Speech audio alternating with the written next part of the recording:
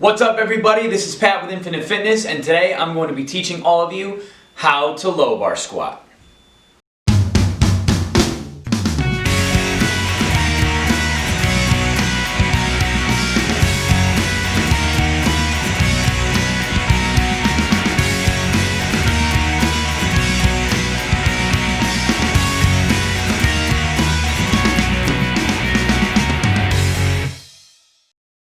So, before we get into it, I want to talk about a couple of considerations with low bar squatting. Low bar squatting is not going to be for everyone. Low bar squatting is a little bit better for powerlifting populations, people that want to lift a little bit more weight on their squats, or people that have longer femurs, okay? Now, low bar squatting is not suited well for people with shorter femurs, people with a little bit less thoracic mobility. So if you're someone that's in an older population, or maybe you sit all day at work, or you're newer to squatting, I would recommend starting with more of a high bar squat and then progressing up to a low bar squat as your thoracic mobility and fitness ability improves over time. But anyway, guys, let's get into it. The first step to a great low bar squat is setting a proper bar position on the shoulders. What we want to do is pull the shoulder blades together and place the bar right below our traps on top of our rear deltoids. We're going to think about pulling the bar into our back. Now, one thing to think about when setting your position on your back is how wide your hands should be apart. If you have a little bit less mobility, it might make sense to go a bit wider with your hands.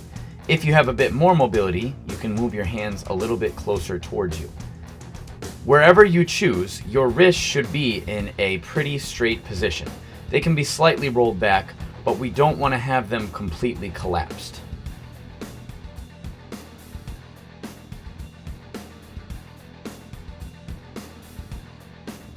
If your wrists collapse like this, as the weight gets heavier, it's going to fall off of your back. It's also going to be very, very uncomfortable on your wrists. So when setting your position, make sure that you can keep your wrists decently straight when you have the bar on your back. One way to prevent your wrists from rolling back is also to stay slightly leaned forward the entire time.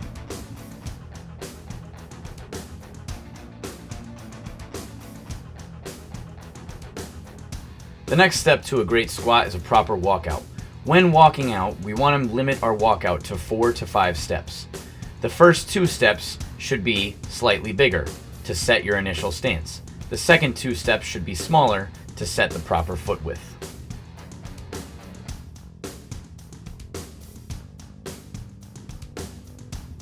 Determining how wide your feet should be when squatting is just as important as setting a good rack and having a good walkout. We want to make sure that we're in an ideal position to descend based on our body's build. A great place to start is to have your feet slightly wider than hip width apart and turned out. Some people will squat slightly wider, whereas some will be more narrow. It's best to experiment with this position and feel around what works best for you. You can try doing a few reps in a slightly closer position and then move your feet out and see if it feels more comfortable. Try a few reps in this wider position and see how it feels. If it feels worse, try a more narrow position and see how that feels. An important consideration when talking about foot placement when you're squatting is to pay attention to what your feet are doing when you actually squat. So let's say you start in a straight on position with your feet about hip width apart, maybe a little wider. If you find that you're squatting and your feet are turning out to the side, your hips probably open up a little bit more out to the side. Everyone's hip structure is going to be slightly different, so it's important to pay attention to this and play around with your stance.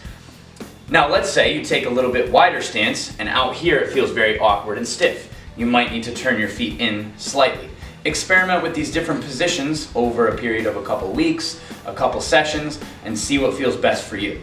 Once you find the most comfortable position, do your best to make the most of it and work on your strength in that particular position.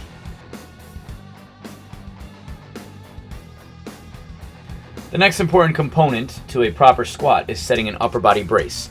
Once we have a proper rack, we've walked out, we need to set our upper body up to keep tension as we descend down into the squat. What we're going to do is take a deep breath into our stomach and hold it like someone's about to punch us. Squeeze your abs and simultaneously pull your elbows towards the floor and down towards your butt. This is going to set tension in your abs and in your lats to perform a proper squat.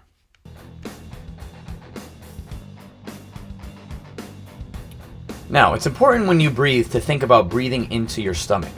I know this is a difficult concept to grasp at first, but you want to think about filling your body up with air starting from the bottom up, not the top down.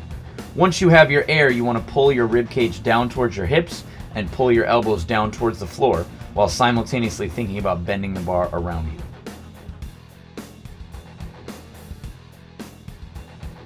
Next comes our descent. We want to think about unlocking our hips first. So we want to sit back through our hips as opposed to bend through our knees first. Once you are sitting back through your hips, you can simultaneously bend your knees and think about pushing them out to the side.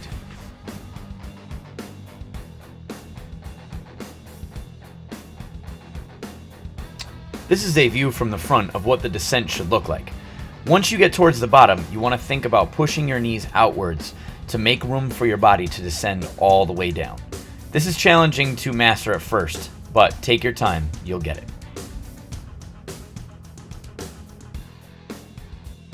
The last step is to simply stand up. When standing up, we want to push our shoulders into the bar, push our feet into the floor, and squeeze our legs.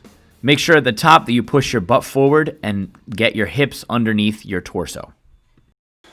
All right, everyone, that's our video for today. Hope you all enjoyed it. Don't forget to like and subscribe to our channel. Check us out on Instagram and Facebook. And as always, stay strong.